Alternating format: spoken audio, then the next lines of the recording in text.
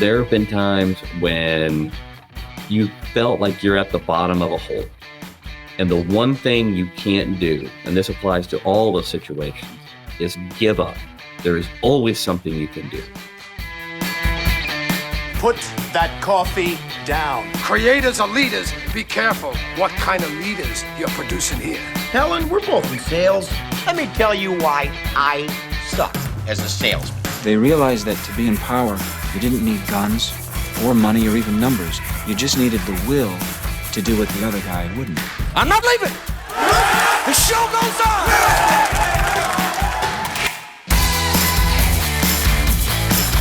Well, hello there, friends. Welcome back to the Construction Leadership Podcast. I am your host, Bradley Hartman. Well, you, my friend, you have made a good choice to visit this podcast today. Why? Because you're going to hear from Mr. Ryce Elliott, president at Benning Construction Company in Atlanta, Georgia. And I generally like to have a good time. I like to connect with guests who make me think and make me laugh. And Ryce did both of these very well. He's very funny, and he's able to tie that sense of humor directly to what we do, even though we are talking about leadership and risk and building strong teams that not only build great things, but also attract the next generation of leaders and get them excited about what we do every day. So Ryce Elliott grew up in Santa Claus, Indiana. Yeah, that's right. That's a place. He then earned his education courtesy of the U.S. Army and earned a Bachelor of Science from Purdue University in their construction management department. He then worked for 2 years at Von Tobel Supply, a lumber and building materials supplier in Indiana, which has a great reputation. And we talked about what he learned in selling and how that relates to his role as president and how we all are selling something and how that makes him and his team and everybody who acts upon this a better leader. Benning Construction has been around since 1953, and Ryce Elliott has served as its president for the last 30 years. And the number one rule at Benning Construction is work doesn't have to suck. So if you are going through a period right now where you think, you know what kind of sucks? This, my life, construction. Don't worry, my friend, it doesn't have to. And I think this conversation with Mr. Ryce Elliott, not only will you enjoy, you will learn from, but also give you a different perspective on how you can use this as an opportunity to improve your situation, hopefully in some small degree. So as always, friends, thank you for listening. Please enjoy my conversation with Mr. Ryce Elliott, president at Benning Construction Company. Mr. Ryce Elliott, welcome to the show. Thank you for having me. Yeah. And yeah, Mr. Elliott is my father. So, let's go ahead and drop that now, please. I can tell this should be an easy conversation then. Ryce, why don't we do this? Take me in the Wayback Machine. Tell me a little bit about Ryce Elliott, 12 years old, maybe where you are, and what are you passionate about? What are you into as you're kind of in the 12-year-old, maybe sixth grade range? All right, 12 years old, living in Santa Claus, Indiana, which is where I grew up. And I wanted to be an archaeologist more than anything else. I wanted to be an archaeologist. Obviously, that didn't quite pan out. Instead of digging up the past, I work on building the future. So kind of did a little bit of a shift on that, but always been very interested in how things are built, how things are put together. And so I went from there. I said, okay, I want to be a civil engineer as I'm going through that. I said, okay, that'll be great.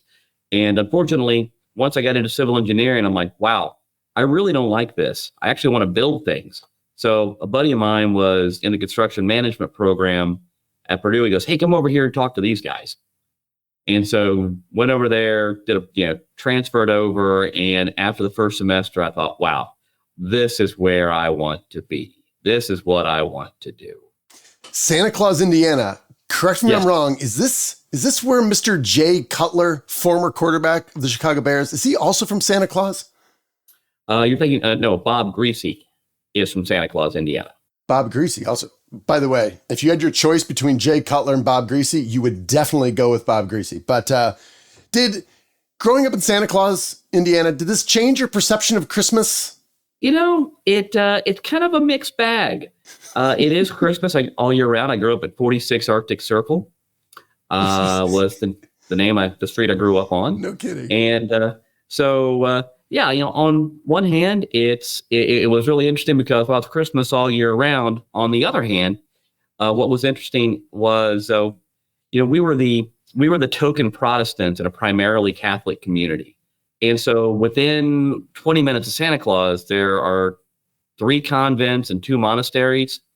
And so we would go to Christmas Eve service at the Methodist Church, and our Catholic friends would come to there. And then we'd go to midnight mass in Ferdinand at the very large, very ornate Catholic church done in Latin and so forth. And then after that, it'd be after midnight. We all go together and eat at the truck stop because that was the only place that was open.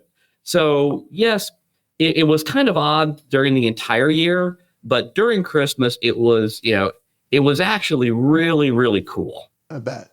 I wasn't planning on going that route, Ryce, but I'm glad we did.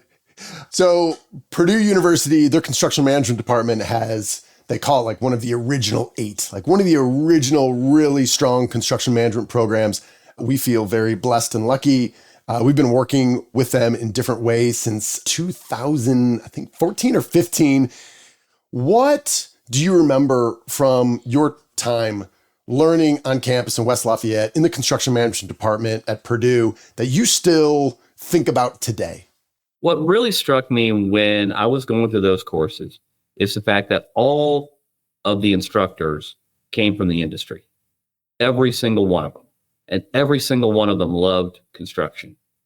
And so when they were going through and instructing, it wasn't just, hey, class, today we're going to learn about, it was relating their experiences, saying how this actually, works into what we're going to be doing.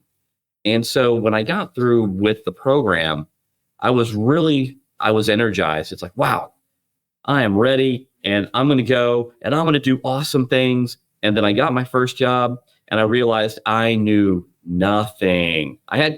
As the first guy I really worked with told me, he goes, Ryce, it's great you went to Purdue. You got a management degree. That's great. They gave you a lot of tools. You have no idea how to use them. We're going to teach you how to use those tools.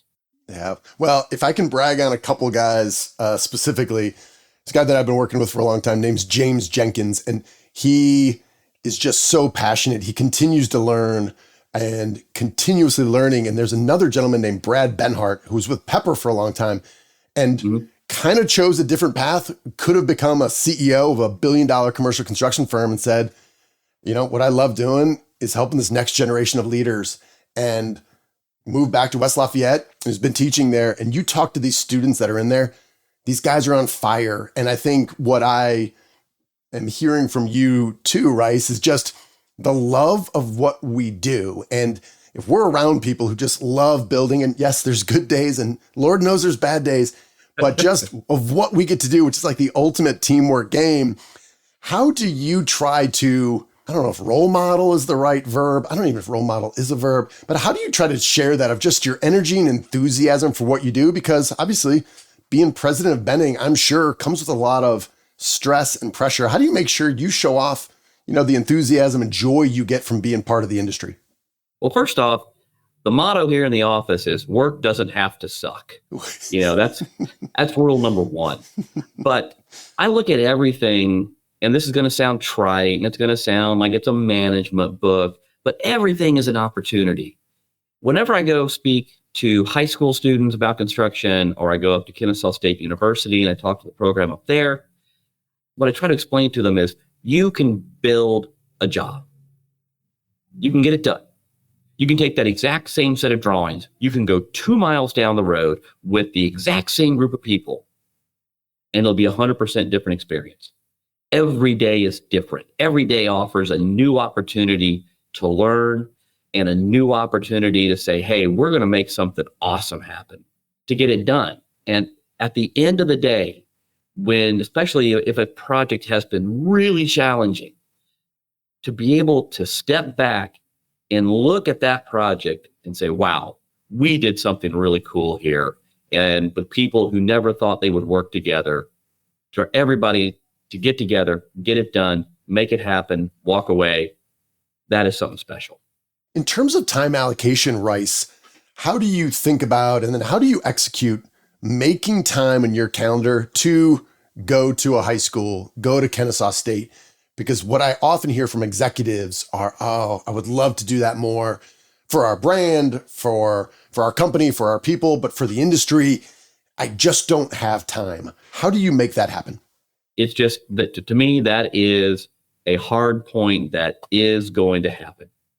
I'm in close contact with those programs, and whenever the opportunity arises, I put it on the calendar and it happens. Because the way I look at it, on the high school side especially, the high school programs are starting here in Georgia, at least, are doing a really good job getting kids into the trades, because those are a box set of skills. You can, you want to be a plumber, an electrician, a mason, a welder. Those are skills you can learn. To be a general construction superintendent, there is not a set path on that. Really, there isn't, especially now, if you're going to go to one of the really, really large firms, then yes, you're probably going to get some construction management graduates, maybe trade school. I don't know. But for everyday work like we do, that's not the case. So when I go to the high school students, I know that I am not getting any payback, so to speak. These are not kids that are going to be coming to Benning Construction to be superintendents, but they are going to go most likely into the trades. And that is going to help the trades, which is going to help construction overall. Now, speaking to the kids up at Kennesaw State, some of those are going to be project managers. They may be superintendents. One may come work for us. Fantastic. But in my mind, it's my job, it's everybody's job to get people interested, to show them that construction is great, and to help ensure the future of the industry. So I saw Von Tobel Supply on your LinkedIn profile. We're Yes. also friends with them.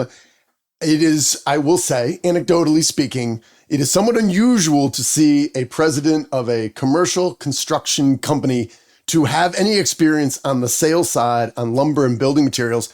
What did you learn from that experience?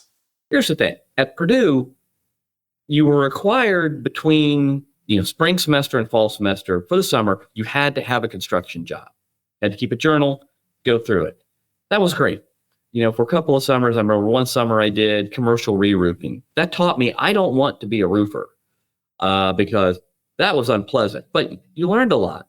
But one thing I really found out is that there is a whole separate lexicon, a whole different vocabulary that people in the trades are speaking, that it's really not in the book.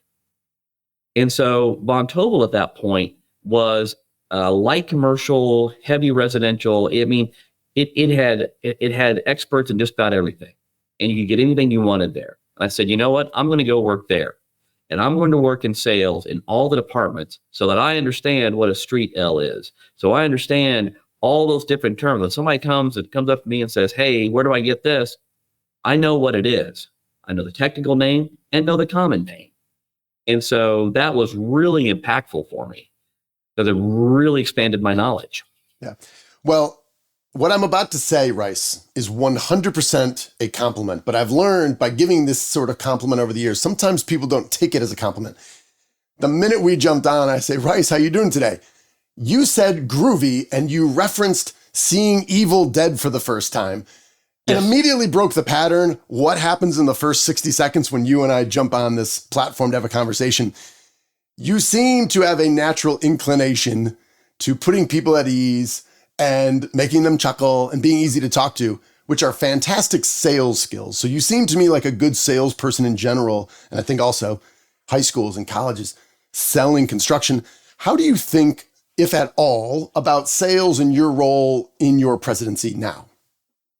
Sales are incredibly important, not only in the executive position, but for example, this morning in the project managers meeting went through the fact that every single person is a salesperson.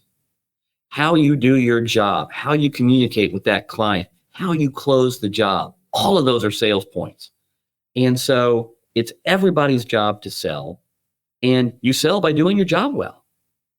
And that is really something that you have to learn. I'm going to admit it. This is not, this was not my natural state. And quite frankly, going through, no offense to Purdue University, but this is the same way with every single construction program I have interfaced with. They do a great job teaching about mixed designs on concrete, static load, construction accounting, scheduling, and they do about that much on psychology and sociology, when 80% of what the project manager does is solving problems with people and getting them to work together and get something done that they may not want to do. So, quite frankly, I will admit the psychological warfare classes I had in the Army have helped out quite a bit, but in a good way, never for evil.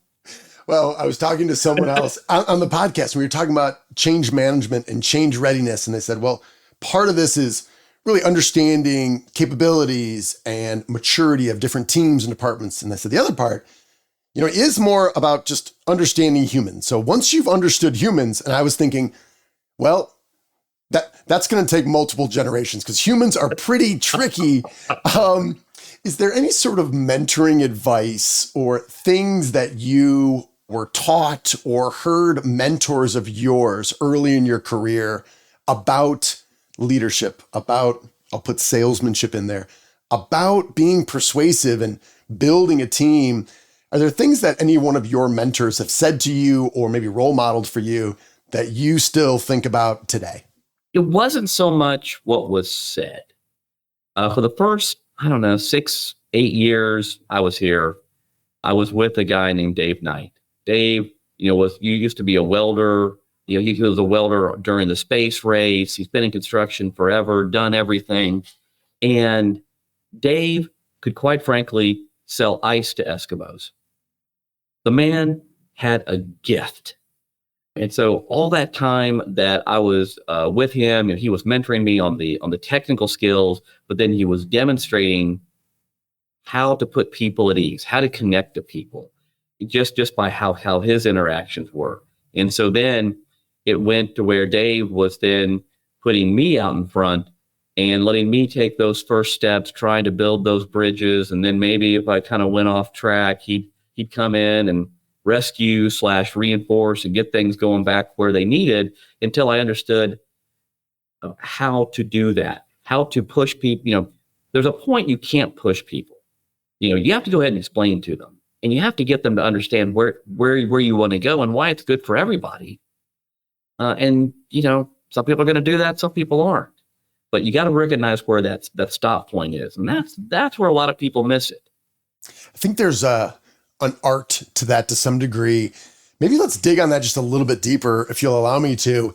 What have you learned, or what advice might you have for maybe mid-managers or people that are up in their career when they realize what's going to prohibit them from increasing in their leadership capabilities is the ability to let people fail to some degree. And you got to let go. And I can, speaking personally, it's one of the hardest things I've got is to just, but I love it. I'm good at it. I know how it should be done.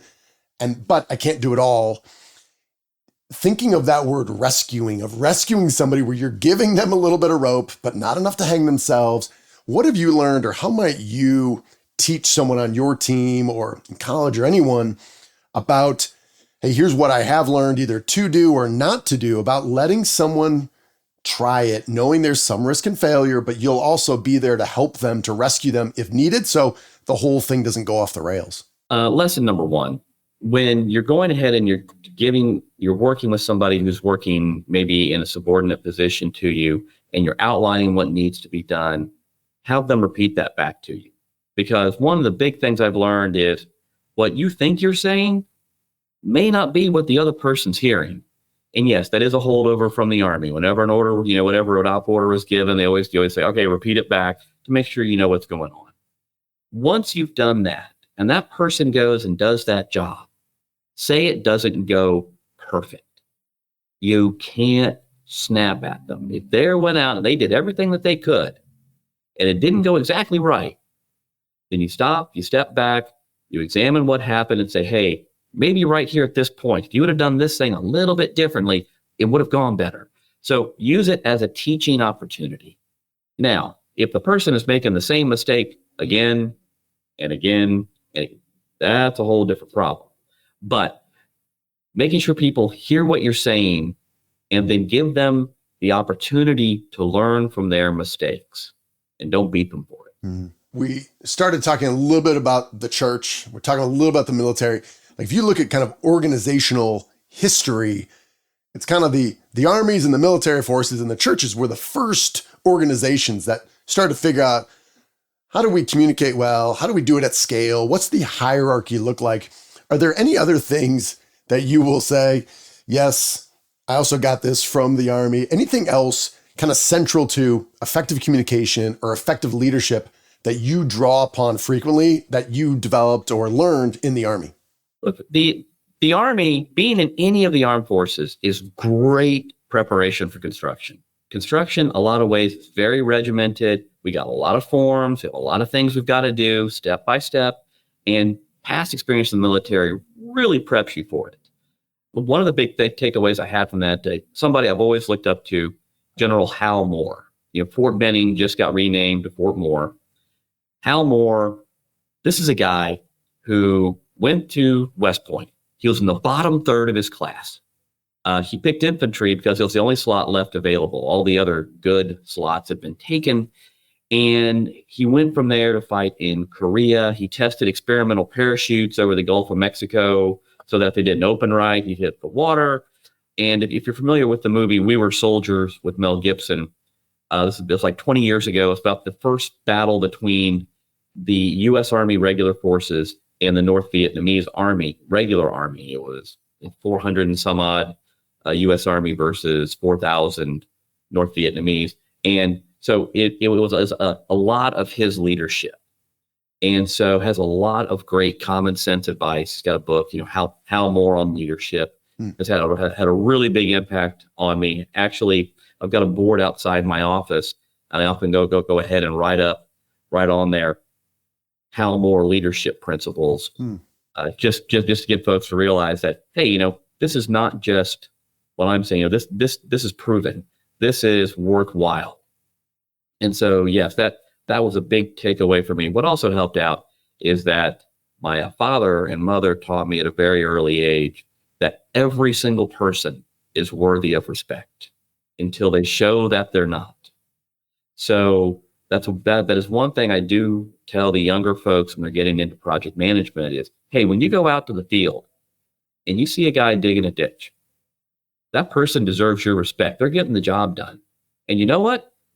If you don't know something and you respectfully ask that person what they're doing, they're probably going to tell you and teach you something at the same time.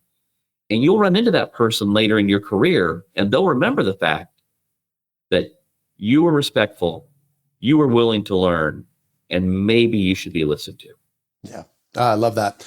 Yeah, I don't think I was smart enough to do it intentionally, but I had a couple situations where I just kind of threw up my hands and I'm like, I don't know what the hell I'm doing. What do you think?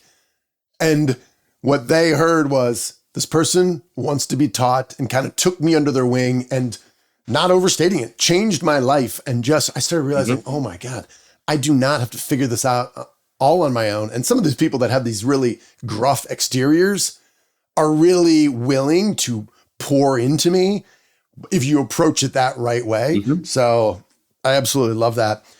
Let me ask you, Ryce, do you have a favorite mistake? You look back on your career and you thought, ooh, this one was a doozy, kind of screwed up, but what I learned from that, you continue to draw on now. You can share the story with other people. Does anything come to mind for you when you think of like your favorite mistake from your career? Look, one thing I tell everybody is you learn more from your mistakes than you do from your successes. And they most oftentimes stick with you better because they hurt.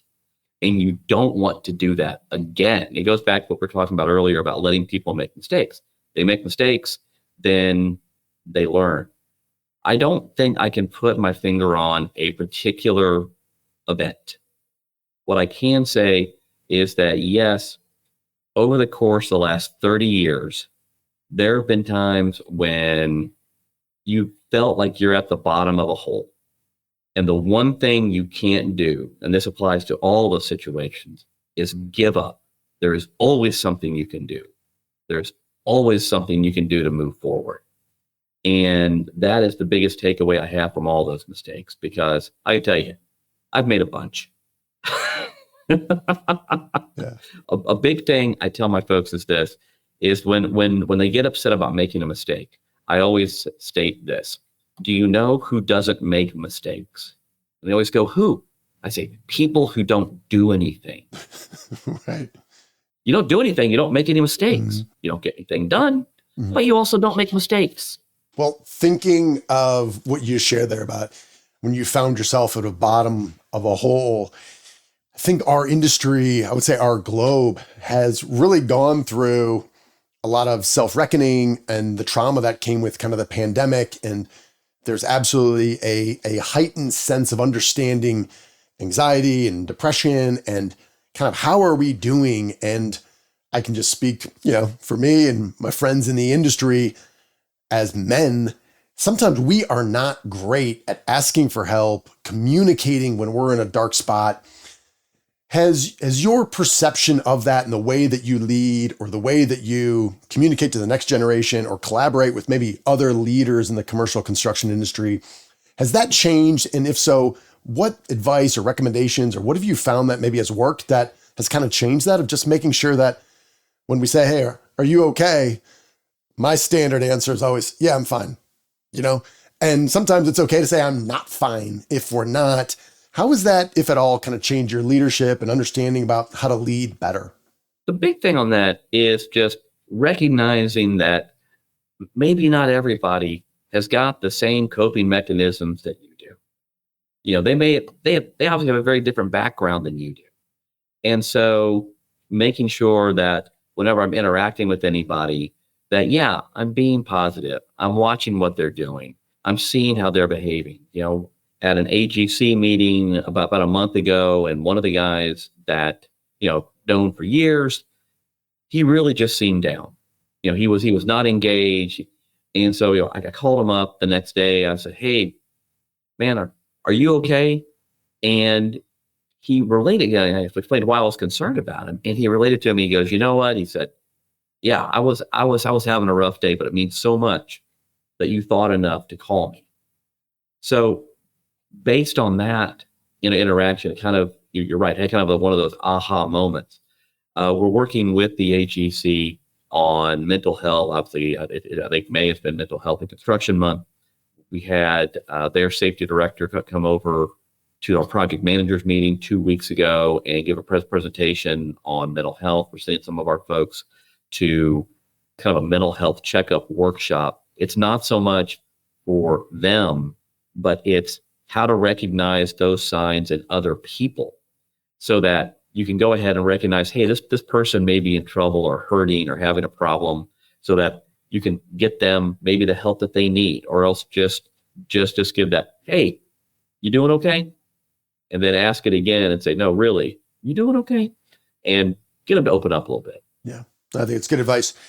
I'm going to switch just a little bit away here, maybe kind of tie in some of your experience with Von Tobel there.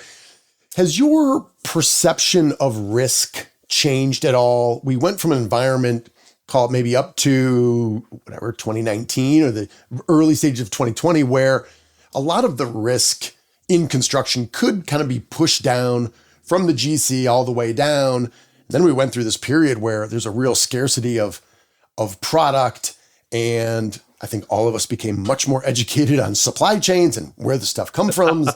and now I feel like the pendulum is kind of shifting back. We're going into a period of a little more stasis, and obviously interest rates have kind of made things a little bit difficult. Has your perception of risk in our industry and how you try to mitigate that or think about that, has that changed at all, say, in the last 5 years? It hasn't changed too much past where you just spoke about. Okay. Being, we're incorporating the different language in our contracts regarding material increases, force majeure, all that good stuff. But the one thing it really has gotten us on, and it's not so much on the material side, but it's on the labor side. So when we're speaking to an electrician about a job, it's all right, this job is going to start on this date. What foreman do you have allocated for this job? And we have had a couple of contracts over the last 2 years where we've gotten with the owner and said, hey, we can't start the job until this date. They're like, why? We want to start 3 weeks earlier. We can't start 3 weeks earlier because the electrician does not have a foreman available, and that will impact the job's completion. There's no point in getting started. So we have become much more aware of the struggles facing our industry in terms of labor, especially skilled supervision. And we're taking those into account. And that's really where we're trying to allocate our risk is, all right, if we don't have foremen established, we don't have supervisors established, we don't have crews established, that's going to have an impact on the completion of the job and the good completion of the job.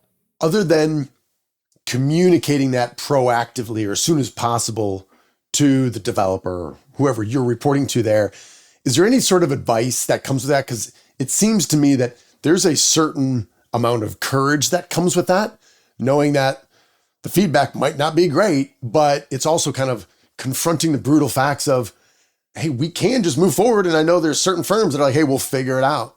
We'll figure it out when we get there. How do you think of it? You're nodding your head. How do you think about that? As a firm, we are very conservative. We try to allocate our risk where we can. And quite frankly, we have been hit personally. I've been hit personally enough and corporately enough with taking those types of jobs in the past that the impact to not only the bottom line, which oftentimes is devastating, but also to that relationship that most likely is going to be destroyed by that poor performing job. It's not worth it. We would much rather go ahead and be upfront with our clients and say, hey, this is what we got. And if they say, well, we're going to go with brand X, they say they can do it. We say, fantastic. Would love to work with you again in the future, but we just can't commit to that because we don't want to take on a job that we can't perform for you. I mean, when you say it like that, that seems like the most rational, commonsensical path. Yet I know so many other friends and companies in our industry, like, we're not losing that sale. But you also know, depending on the size of the job, the decision you're making now, you're going to be dealing with this for years down the line. So I think that's that's an important note. And I think anyone in any leadership role, I'm thinking about some of our own work we're accepting, whether it's 2 years or whether it's the next 6 months, you're still making that trade-off on what you'll be able to do. And if you do that poorly, you're only going to regret that later, I'm sure.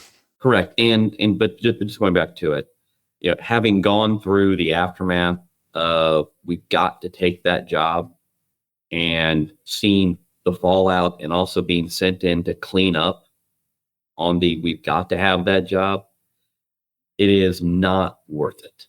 I would, as somebody told me one time, I can stay home and go broke, or I can work really hard to go broke. I'd rather sit here. I like that. I haven't heard that before. That absolutely resonates with me. All right, Ryce, I got 2 more questions for you. Both of them incredibly serious. The first one here is, you mentioned General Hal Moore's book on leadership. I'm a book nerd. I've gotten so much value from books over the years, so I will absolutely pick that up. Is there any other book that comes to mind, maybe that was early in your career, or maybe it was something you read recently that made an impact on you that you'd recommend to our audience? All right. One is going to be trite, and everybody says it, but it is true. Art of War. There's a lot of great ones, and a lot of great knowledge to be taken out of that one. One of my favorite ones on it, and I do try to practice this. Is plan so that not one path leads to victory, but so that all paths lead to victory. So that no matter what happens, you still win. Read that a long time ago, and I find myself rereading it every 5 or 6 years or so, just to get reacquainted. And the other one, and this is more of the executive level, is Mastering the Rockefeller Habits by Vern Harnish. Yes. Yeah, man, great book. I got to tell you, since I became president, I have had to read so many books. Oh my word! And that one it was really great about setting out, how do you make a business plan? How do you go ahead and set the goals for your company? How do you follow up on that? And it's just a great basic blueprint. Well, I love that. Well, first of all, we had Vern Harnish was somebody I admired for a long time. He was our guest on episode 400, which was not that long ago. And we talked about the Rockefeller habits. So that's fantastic. And I've got a couple copies of Sun Tzu's Art of War. I stumbled upon one that was an illustrated version that I will let you and our audience draw the conclusion of that I need books that have pictures in them. But for each one of like the main elements, there was just a real simplistic drawing. And I went from, I get it. There's some good stuff in here to just being much more engaged and so much easier for me to go back to it and pick it up.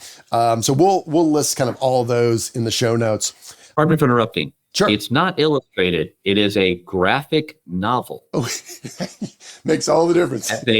As a maybe former comic book nerd, it is a graphic novel.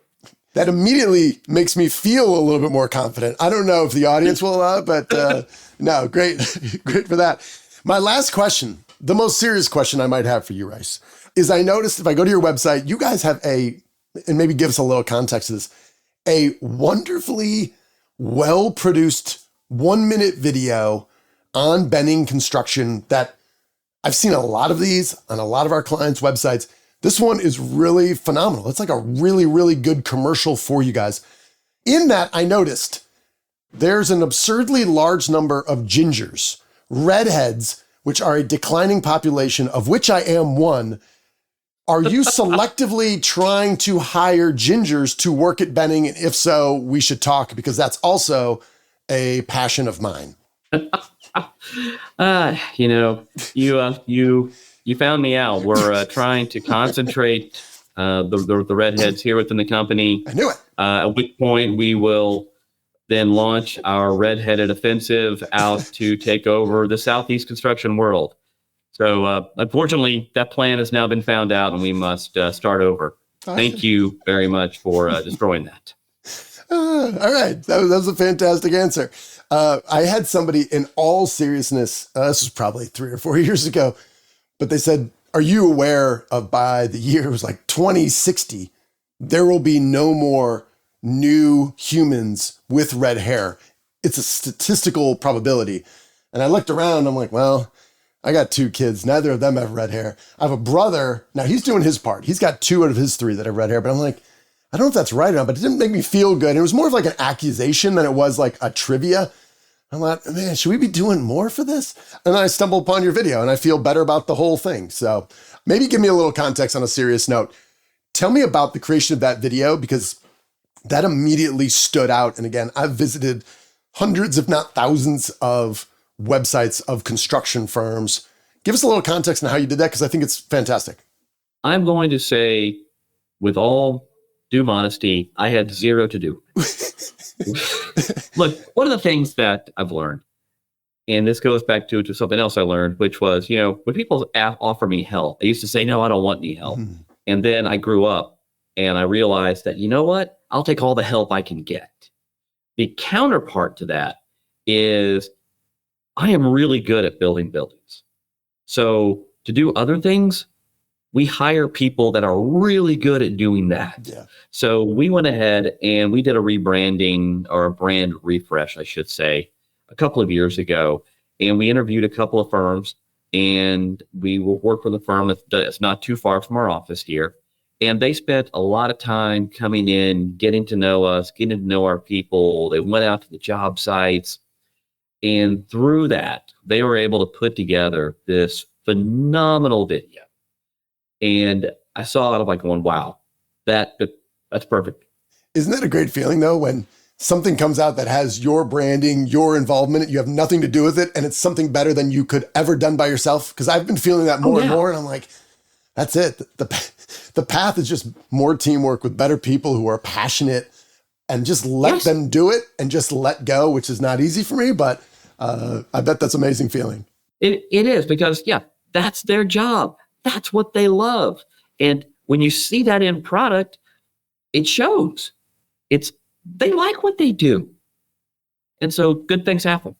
Cool. Well, I think it's a great way to end. And Ryce, I really enjoyed talking to you. It was fun, but I think you're a great example of, amidst all the reasons we could one person in our industry could possibly be negative about the challenges that come with doing what we do, you can tell you love what you do, you get joy from it, you have a good sense of humor, and yet, right, you could tell that you are also dead serious about making great buildings, building America, and really serving your clients well. So for that, I feel lucky for us to cross paths and you making time for this. So thank you. Well, thanks for having me. I've really enjoyed sharing, and hope your weekend goes great.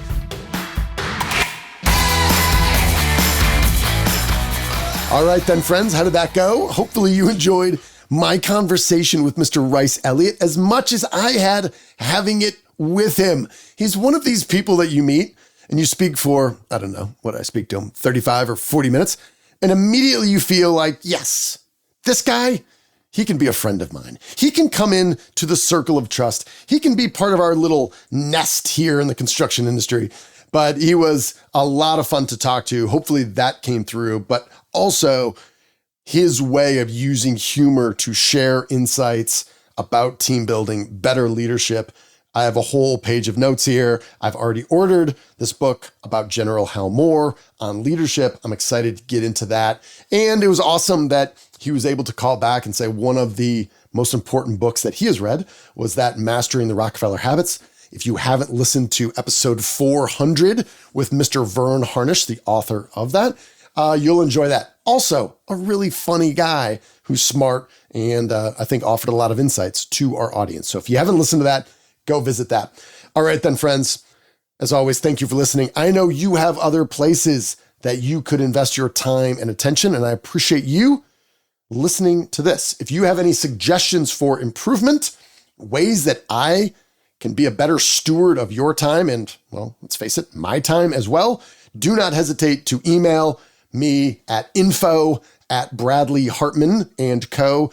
Bradley Hartman with 2 N's and co.com. On a long enough timeline, I promise you, I will read every single one. I try to respond to every single one. So if you have any feedback for us, do not hesitate to reach out. And if you enjoyed this episode with Mr. Ryce Elliott, if you could do us a small favor, leave us a review on whatever podcast platform you are listening to. That means more to us than you know as we strive to grow this podcast to bring our construction community closer together. All right, I'm done. You, my friend, you're owed nothing. Deliver value first. Make it a great week.